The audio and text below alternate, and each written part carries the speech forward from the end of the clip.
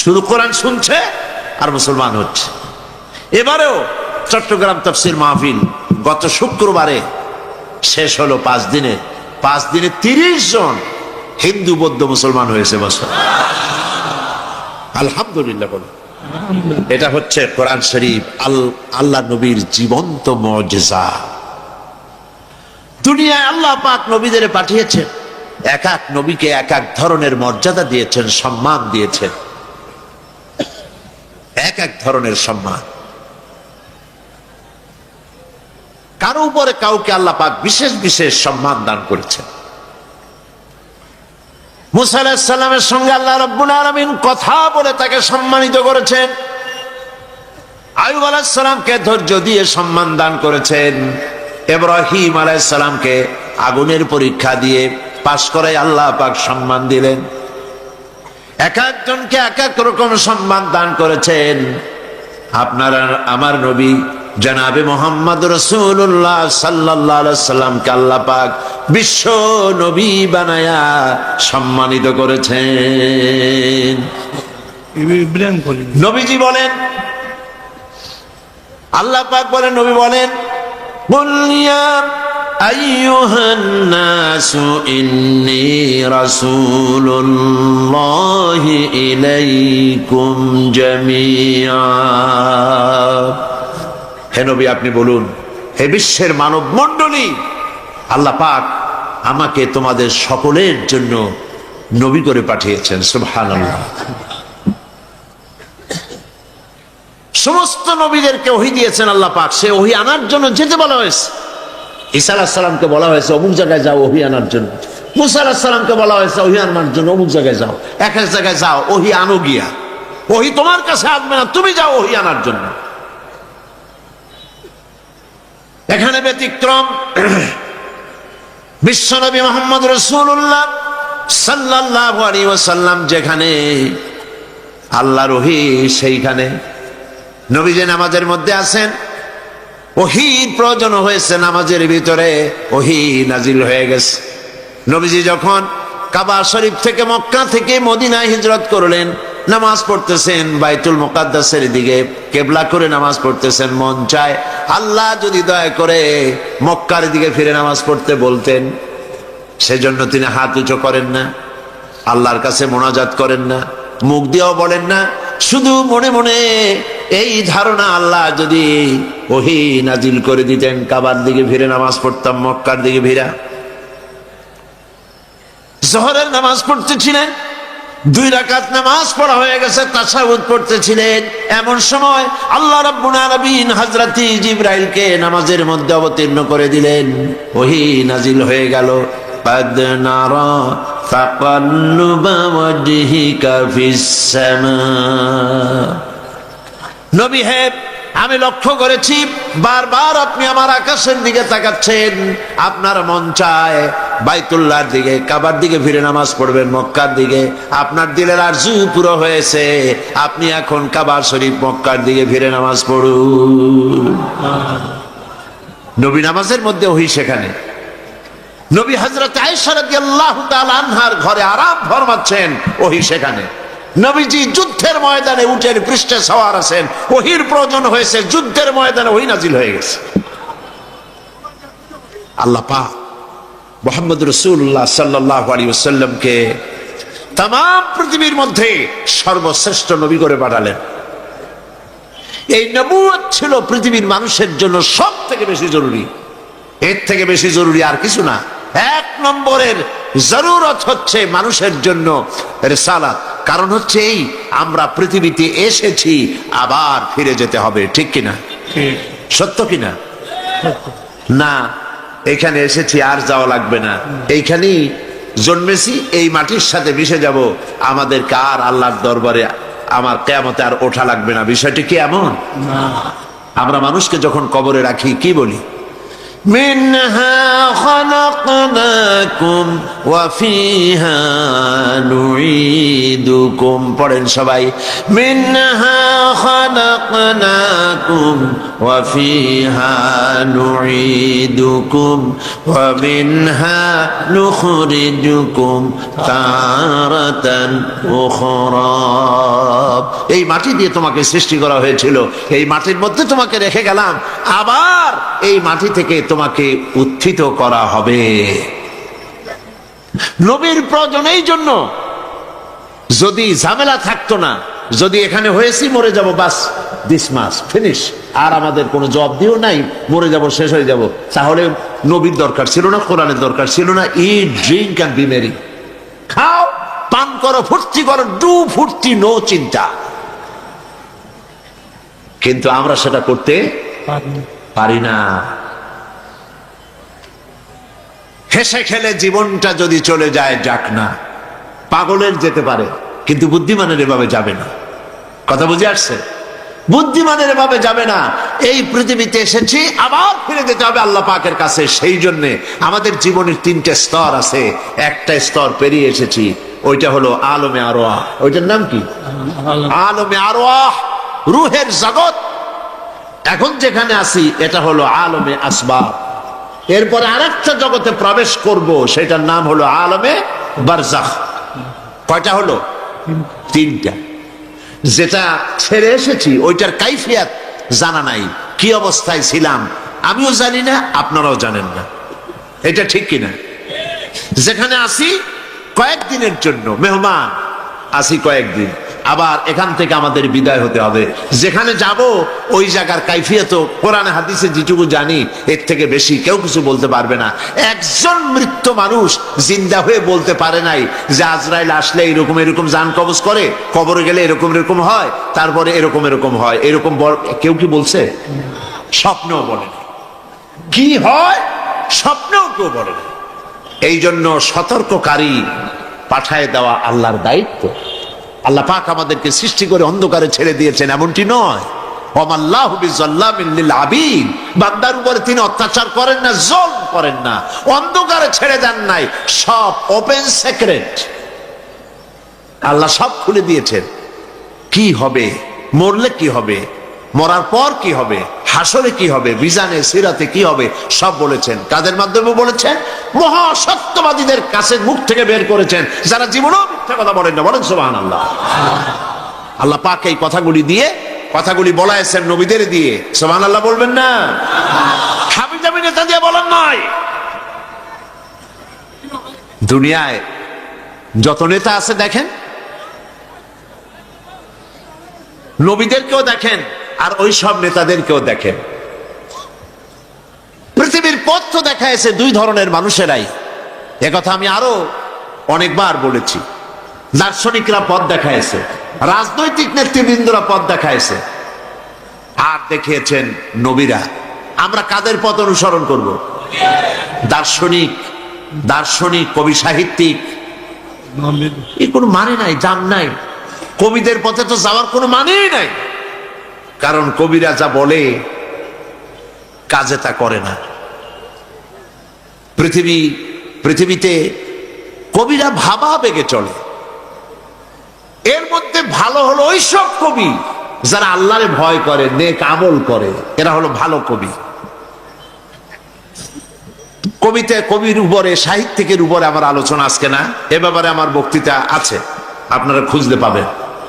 আমার বক্তব্য হচ্ছে, পৃথিবীর কবি, সাহিত্যিক, দার্শনিক, রাজনৈতিক নেতা থেকে নবীরা সম্পূর্ণ স্বতন্ত্র। এইটা আমি বুঝাতে চাই। আমরা কি বুঝতে পারতেছি? বুঝতে পারতেছি? দুনিয়ার নেতাগুলি দেখেন, কোন নেতা এরকম আপনি একজন পাবেন যিনি দাঁড়িয়ে বলবেন, আমি ছাত্র জীবনে যা যা করছি, আমার যৌবনকালে যা যা করছি, আমার গ্রামবাসীরা আমার সম্পর্কে যা জানে, আমার বউ আমার সম্পর্কে যা যা জানে, আমার ড্রাইভার, আমার চাকর, আমার ভাই বোন আমার সম্পর্কে যা যা জানে, সব মানুষের কাছে বলে দিই। পারবে বলতে? না। একটি জবাব, একটি অক্ষর পারবে না। কারণ কার না পদস্খলন ঘটে নাই, ছোটবেলা থেকে শুরু করে প্রৌঢ়ত্ব পর্যন্ত জীবনে কত দুর্ঘটনা ঘটেছে। কোন নেতা পাবেন এরকম বলবে? একজন পাবেন, সুবহানাল্লাহ বলে। একটা মিশনকে পাবে, সেই মিশন হচ্ছে নবুয়তের মিশন। নবীরা মিথ্যা কথা বলেন না, সুবহানাল্লাহ বলবেন না? নবীরা মিথ্যা বলেন না, নবীরা মাসুম, নবীরা বেগুনাহ। কোনো গুনাহ করেন না। মুহাম্মদুর রাসূলুল্লাহ সাল্লাল্লাহু আলাইহি ওয়াসাল্লাম কেমন নেতা দেখেন। যার কথা শুনবেন তার সম্পর্কে তো আগে একটা ধারণা হইতে হবে। নবীর কথা মতো চলবো, রাজনৈতিক নেতাদের কথা মতো চলবো না, দার্শনিক রাজনৈতিক নেতা এদের কথা মতো চলবো না, নবীদের কথা মতোই চলবো। কারণ কি? কারণ প্রত্যেক ব্যক্তির, সাধারণ মানুষের পদস্খলন ঘটেই, ভুল হয়, নবীদের ভুল হয় না, কারণ আল্লাহ নিজে তাদেরকে কন্ট্রোল করে। কথা কি বুঝে আসে? এবার লক্ষ্য করুন, আল্লাহর নবী মুহাম্মদ রাসূলুল্লাহ সাল্লাল্লাহু আলাইহি ওয়াসাল্লাম তিনি বলেছেন, ও আমার স্ত্রীরা, ও আমার সাহাবীরা, দিনের আলোতে এবং রাতের আধারে আমার ভিতরে আমার যে সব আচরণ, আমার চালচলন, আমার আচরণ, আমার কথাবার্তা, আমার মুআমালাত, আমার মুআশারাত, যা কিছু দেখতে পাও সবগুলি খুলে খুলে মানুষের সামনে বলে দাও। সব বলো, কোনো কথা বাদ রেখো না। কারণ মুহাম্মদ সাল্লাল্লাহু আলাইহি সাল্লামকে আল্লাহ পাক বানিয়েছেন মডেল, তিনি হলেন আদর্শ, গোটা বিশ্ববাসীর জন্য তিনি আদর্শ। কোরআনে কারিমে রব্বুল আলামিন বলেছেন, লাকাদ কানা লাকুম ফি রাসূলিল্লাহি উসওয়াতুন হাসানা, তোমাদের জন্য মহত্তম গ্রহণযোগ্য আদর্শ হতেছেন তোমাদের রাসূল মুহাম্মদ সাল্লাল্লাহু আলাইহি সাল্লামের ভেতরেই তোমাদের আদর্শ আমি রেখে দিয়েছি। দুনিয়ায় নবী করিম সাল্লাল্লাহু আলাইহি সাল্লামের চরিত্রের, তার ক্যারেক্টারের, তার আখলাকের সার্টিফিকেট আল্লাহ পাক নিজেই দিয়ে দিচ্ছেন। সুবহানাল্লাহ বলেন। আল্লাহ পাক কোরআনে কারীমের মধ্যে বলেছেন, ওয়া ইন্নাকা লাআলা খুলুকিন আযীম, নবী হে আপনি হচ্ছেন মহৎ চরিত্রের উপরে প্রতিষ্ঠিত, মহান চরিত্র আপনার। সুবহানাল্লাহ বলবেন না? নবী করিম সাল্লাল্লাহু আলাইহি ওয়াসাল্লাম শ্রেষ্ঠ চরিত্রের অধিকারী, তার চাইতে শ্রেষ্ঠ চরিত্রবান আকাশে, নিচে, জমিনের উপরে আল্লাহ পাক আর বানাননি। সেই জন্য নবীদের কথা অনুযায়ী চলতে হবে। আল্লাহ পাক তাই বলছেন, ওয়া আলাল্লাহি কাসদুস সাবিল, সোজা রাস্তা বলে দেওয়ার দায়িত্ব আমার। ওয়া মিনহা জাইর, যেখানে আছে বাঁকা পথ, এই পৃথিবীতে বাঁকা পথ আছে বলেই তো সোজা পথের কথা আল্লাহ পাক বলছেন, ঠিক কিনা কোন? সত্য কিনা? এই বাঁকা পথগুলি কারা তৈরি করেছে? মানুষ তৈরি করেছে, শয়তান তৈরি করেছে, শয়তানের পথ অনুসরণ করেছে মানুষ। এই জন্য আল্লাহ পাক বলছেন, নবী, আমি নবী পাঠাবো পৃথিবীতে, সেই নবীদের পথ অনুসরণ করে তোমাদেরকে জীবন পরিচালনা করতে হবে। নবী করিম সাল্লাল্লাহু আলাইহি ওয়াসাল্লাম পৃথিবীর মানুষগুলিকে আল্লাহর কাছ থেকে এসেছে, আবার আল্লাহর কাছে ফিরে যেতে হবে, সেই জন্য তাদেরকে তাওহীদ বুঝাইছেন। বলেছেন, লা ইলাহা ইল্লাল্লাহু মুহাম্মাদুর রাসূলুল্লাহ। জোরে সরে পড়েন, লা ইলাহা লা ইলাহা ইল্লাল্লাহ, লা ইলাহা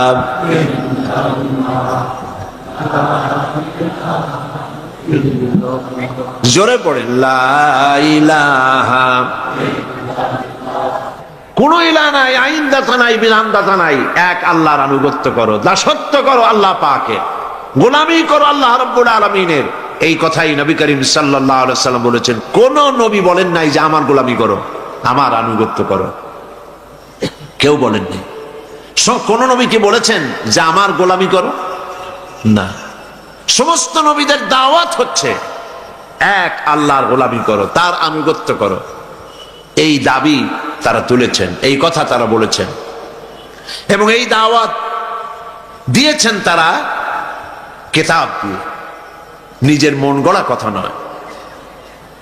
আল্লাহর নবী তিনি যখন ওহী প্রাপ্ত হলেন, হেরা পাহাড় থেকে নেমে এলেন, কবি বলতেছেন, উতর কর গারে হেরা সে সুয়ে কওম আয়া, उतर कर गारे हिरा से सोए कौम आया और एक नुस्खे किमिया साथ लाया। হেরা পাহাড় থেকে নবীজি নেমে এলেন, হাতে নিয়ে আসলেন পরশ পাথর কোরআন।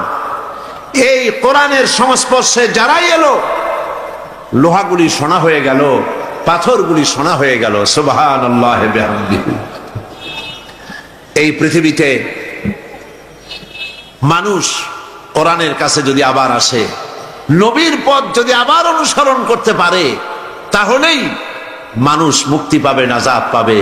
অন্য কোন পথে মানুষের মুক্তি নাই, নাজাত নাই।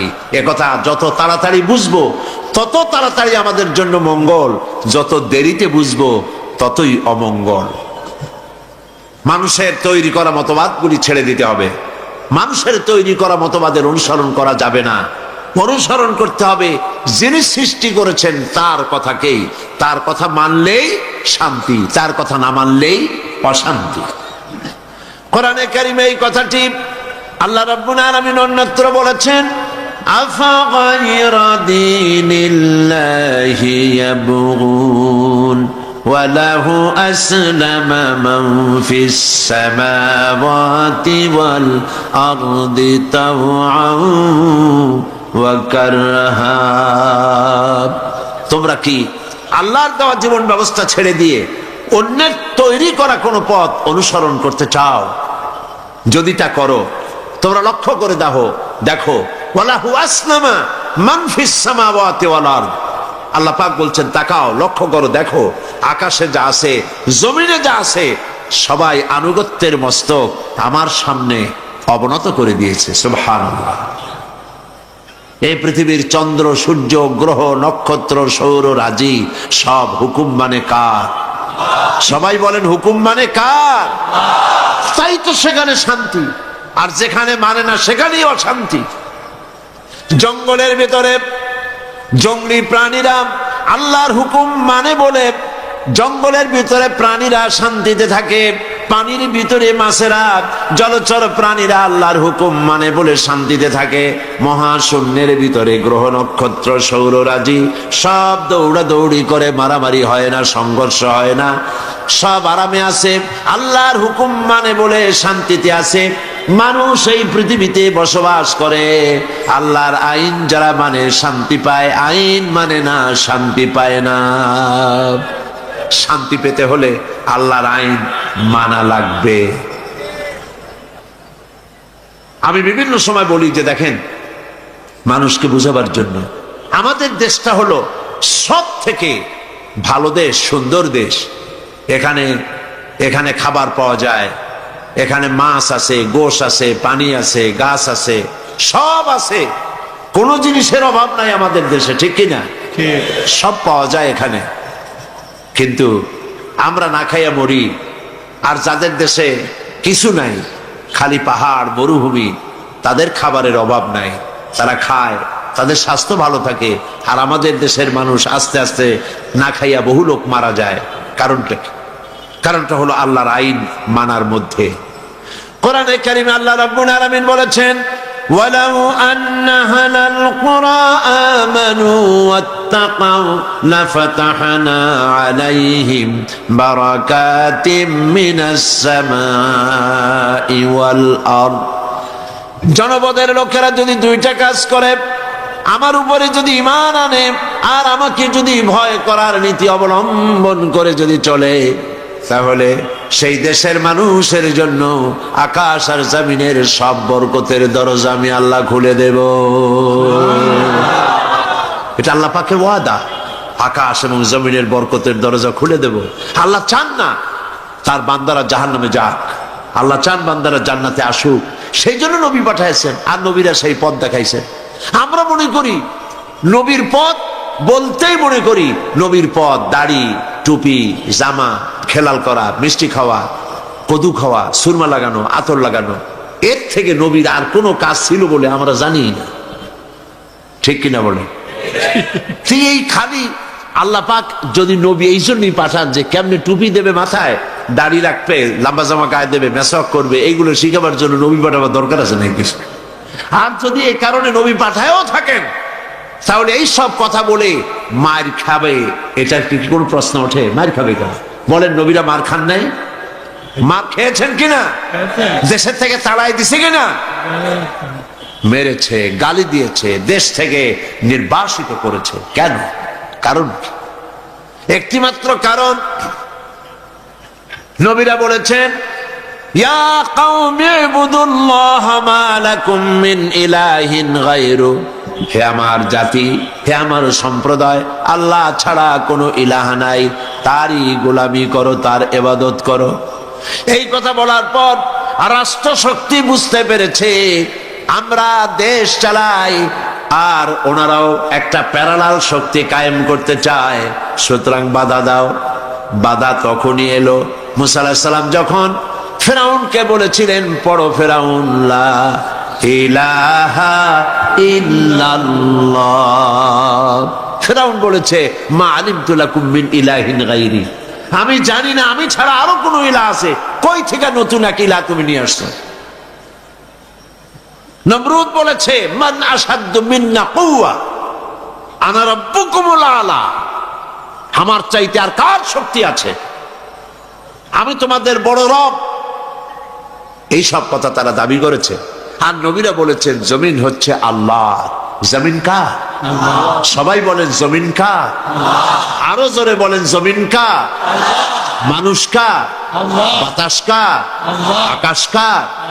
আইন চলবে কার? নবীরা এই ঠিক এই কাজটি করার জন্যই এসেছেন। জমিন আল্লাহর, মানুষ আল্লাহর, আইন চলবে আল্লাহর, এই দায়িত্ব পালন করতে নবীরা এসেছেন। আর সেই জন্যই নবীদেরকে বাধা দেওয়া হয়েছে। আর আল্লাহ পাক বলেছেন, আমি পথ দেখাবো, তুমি খাবা। পৃথিবীতে খাইয়া পরিয়া যদি আরামে থাকতে চাও, মানুষের ফান্ডামেন্টাল রাইটস পাঁচটা, মৌলিক অধিকার কয়টা? পাঁচটা। খাদ্য, বস্ত্র, শিক্ষা, চিকিৎসা, বাসস্থান। এই পাঁচটি মৌলিক অধিকার। কে দেবে এই অধিকার? কে দেবে এই অধিকার? যতজনকে দেখলাম ক্ষমতায় যাওয়ার পর নিজেদের অধিকারই আদায় করে, মানুষের অধিকার আদায় করতে এগিয়ে আসে না। যখন ক্ষমতায় থাকে টের পাওয়া যায় না, ক্ষমতায় যাওয়ার পর দেখা যায় কত হাজার হাজার কোটি টাকা নিজেদের জন্য তারা খরচ করেছে। এ কথাগুলি সত্য কিনা বলুন? সেই জন্য আপনি আপনার দেশ পরিচালনা, রাষ্ট্র পরিচালনা করার দায়িত্ব মানুষের তৈরি করা আইনের উপরে ছেড়ে দিতে পারেন না। আইন তৈরি করবেন আল্লাহ, সেই জন্য নবী পাঠাইছেন। নবী আপনার টুপি কেমনে হবে, দাড়ি কেমনে হবে, শুধুমাত্র এগুলির জন্য না। তবে এটাও মনে রাখবেন যে আমি দাড়ি টুপিকে তুচ্ছ করছি তা আপনারা মনে করবেন না। নবী করিম সাল্লাল্লাহু আলাইহি ওয়াসাল্লাম কি না শিখাইছেন। দাড়ি টুপি তো ভালো, টয়লেটে কেমনে যাবেন তাও শিখাইছেন, ঠিক কিনা? নখ কেমনে কাটবেন তাও শিখিয়েছেন। এক কথায় টয়লেটে যাওয়া থেকে শুরু করে, মুরগির ফার্ম থেকে শুরু করে, জাতিসংঘ চালানো পর্যন্ত, পৃথিবী চালানো পর্যন্ত শিখিয়েছেন মুহাম্মদ রাসূলুল্লাহ সাল্লাল্লাহু আলাইহি ওয়াসাল্লাম। সুতরাং শিখতে হবে ওখানে। দুঃখ হলেই যারা ক্ষমতায় আসে তারা এইসব কথা ভুলে যান। ভুলে গিয়ে বাপ দাদা 14 গোষ্ঠীকে প্রতিষ্ঠিত করার জন্য চেষ্টা করেন। ইতিহাস, ভূগোল, বইপত্রের মধ্যে খালি বাজান বাজান সমানে ঢুকাইতে থাকে। তারা বোঝে না এটা টেকার জিনিস না, ওইটা টেকার জিনিস না। একটা মানুষের গুণকীর্তন 5টা বছরে তারা যা করলো, একটা মানুষের বন্দনা যা গাইলো, 5টা বছর যদি এতটা জিকির আল্লাহর নামে করত, ওদের জন্য বেশ তো ওয়াজিব হয়ে যেত। আমরা মুসলমান, আমরা কোনো ব্যক্তি পূজা করতে পারি না। আমরা কেবলমাত্র প্রশংসা করব আল্লাহ সুবহানাহু ওয়া তাআলা, আল্লাহর প্রশংসা করব, আর নেতা হিসাবে মেনে নেব মুহাম্মাদুর রাসূলুল্লাহ সাল্লাল্লাহু আলাইহি ওয়াসাল্লামের কথা। বুঝতে কি কষ্ট হয়? এজন্য আমি বলতে চাই, আল্লাহ পাক বলছেন ওয়া আলাল্লাহি কাসদুস সাবিল, সোজা রাস্তা বলে দেব আমি। সুবহানাল্লাহ। আল্লাহ কয় সোজা রাস্তা বলে দেব আমি। আর আমরা সেখানে রাস্তা নিজেরা বানাই নেই। মরা ছাড়া পথ আছে? মরা ছাড়া পথ নাই, মরাই লাগবে, মরতেই হবে। আর যদি বাঁচতে চাই সত্যিকারের অর্থে মর্যাদা নিয়ে, সম্মান নিয়ে যদি বাঁচতে চাই, মাথা উঁচু করে যদি দাঁড়াতে চাই, তাহলে ইনিল হুকমু ইল্লা লিল্লাহ। আর যদি বেইজ্জত জলিল হয়ে যদি মরতে চাই, বেঈমান হয়ে যদি মরতে চাই, তাহলে কাফের আর নাসারাদের হুঙ্কার শুনতে হবে। আর যদি মুসলমান হন, লা ইলাহা ইল্লাল্লাহর আওয়াজ দিয়ে দুনিয়া থেকে বিদায় হবেন শাহাদাতের মওত নিয়ে।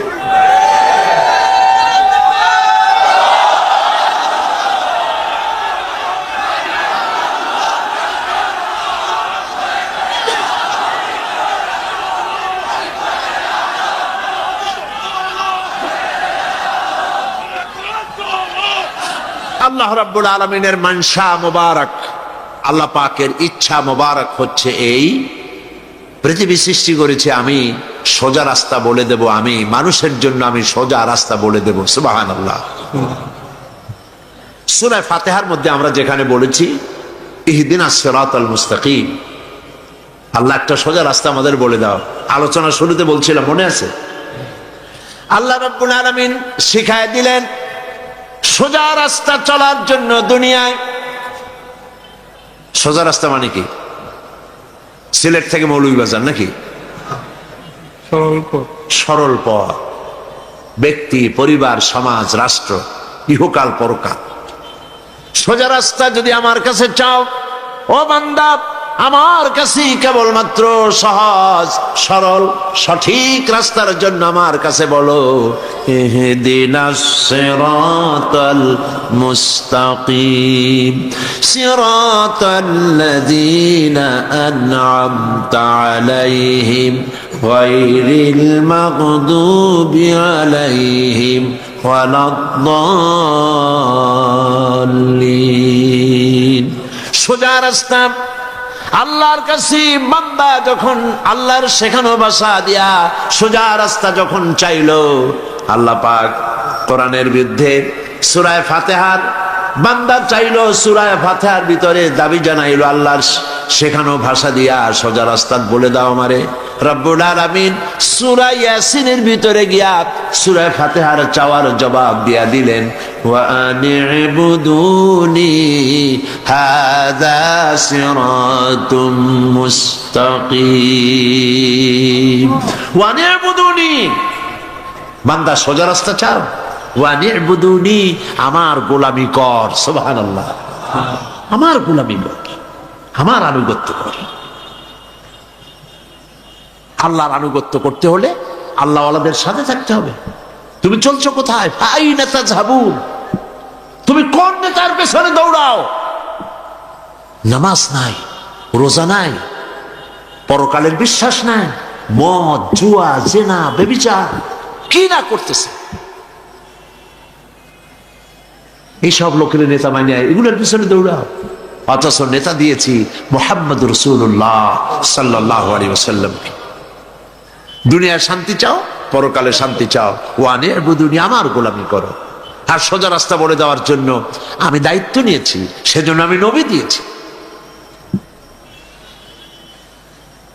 আমার প্রিয় ভাইয়ারা, আল্লাহ রাব্বুল আলামিন সহজ সরল রাস্তার দিশা দিয়েছেন নবীদের মাধ্যমে। আর সেই নবীদের মিশনের সর্বশেষ নবী হলেন মুহাম্মদুর রাসূলুল্লাহ সাল্লাল্লাহু আলাইহি ওয়াসাল্লাম। আল্লাহ রাব্বুল আলামিন এত সম্মান আর মর্যাদা তাকে দিলেন, কোরআনে কারীমের ভিতরে একবারের জন্য আল্লাহ পাক বললেন না ইয়া মুহাম্মদ, একটিবারের জন্য নবীজির নাম নিলেন না কোরআন শরীফের ভিতরে, বরং অন্যান্য নবীদেরকে ইয়া জাকারিয়া, ইয়া মূসা, ইয়া ঈসা, ইয়া ইব্রাহিম নাম ধরে ধরে আল্লাহ রাব্বুল আলামিন ডেকেছেন। আপনার আমার নবীকে নাম ধরে তো ডাকলেনই না, বরং রব্বুল আলামিন বলে দিলেন পৃথিবীর মানুষেরা শোনো, আমি আমার নবীকে নাম ধরে ডাকি নাই, তোমরাও তোমাদের নবীকে নাম ধরে কখনো ডাকবে না।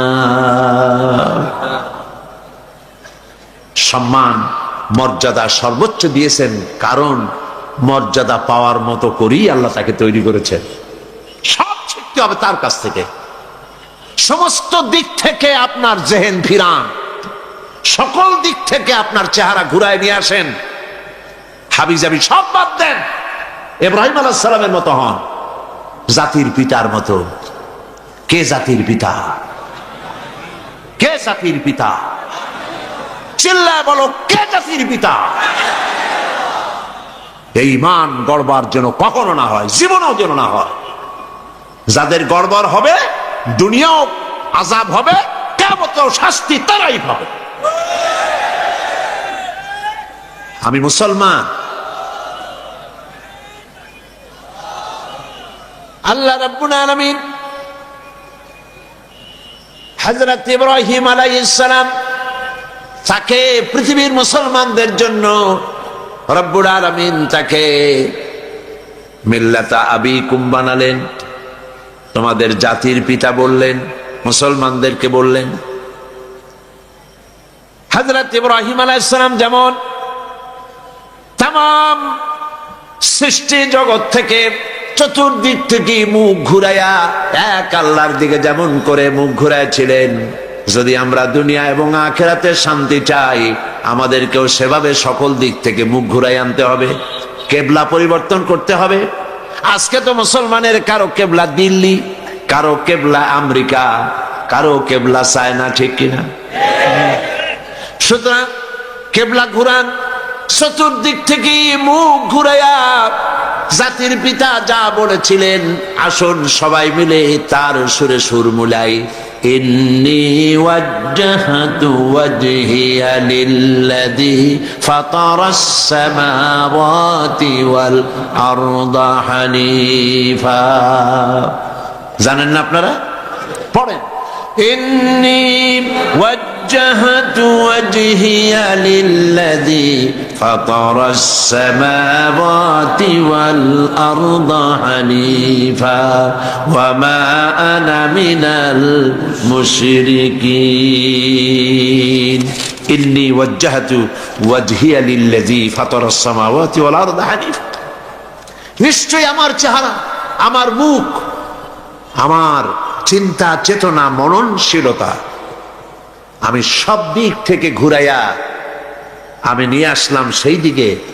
ইন্নী ওয়াজ্জাহতু ওয়াজহিয়া লিল্লাযী ফাতারাস সামাওয়াতি ওয়াল আরদ, যিনি আকাশ সৃষ্টি করেছেন, জমিন সৃষ্টি করেছেন, সেই আল্লাহর দিকে আমি আমার মুখ ঘুরাইয়া দিলাম।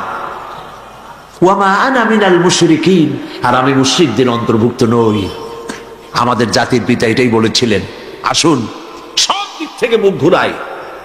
Delhi, America, China, Britain, France, গোটা দুনিয়া আমার মুসলমানের উপরে পায় চুমা খাবে যদি মুসলমান কোরআনের কাছে ফিরতে পারে। কোরআনের কাছে ফিরে আসি। আমরা সুপার পাওয়ার হিসাবে কাউকে মানি না, পৃথিবীতে সুপার পাওয়ার বলে কাউকে মানি না। সুপার পাওয়ারের সুপার পাওয়ার হচ্ছেন আল্লাহ রাব্বুল আলামিন। সুতরাং সমস্ত মুসলমান ঐক্যবদ্ধভাবে কোরআনের কাছে ফিরে আসতে হবে, তাহলেই মুক্তি পাবো। সব কথা তো একদিনে বলা যাবে না।